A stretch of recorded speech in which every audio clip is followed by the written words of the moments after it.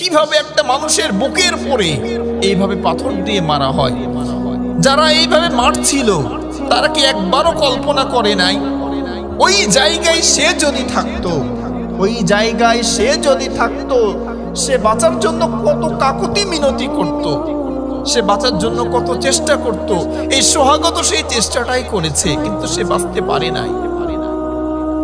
আজকে মনুষ্যত্ব কতটা নিচে নেমেছে আমাদের, আর প্রতিনিয়ত আমাদের দেশে এইসব ঘটনাগুলো ঘটছে, আমরা দেখতে পাচ্ছি। এর কারণটা কি? কি কারণে এরকম হচ্ছে? এই কারণেই কি 5 আগস্টে আবু সাঈদ নিজের জীবন দিল, মুগ্ধ নিজের জীবন দিল, শত শত যুবকরা নিজের জীবন দিয়ে পুনরায় দেশকে স্বাধীন করেছে? এই কারণেই, এই কারণেই।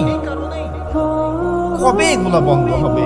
প্রতিদিন একটার পর একটা নিউজ আসছে, মর্মান্তিক ঘটনা আমাদের দেশে ঘটছে।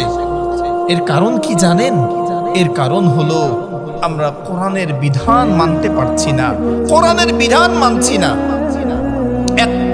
একটা যদি আপনি কোরআনের আইন অনুযায়ী অপরাধীকে শাস্তি দিতে পারেন, এমনি এমনি সবগুলো ভালো হয়ে যাবে, কিন্তু তা তো আমরা করতে পারছি না।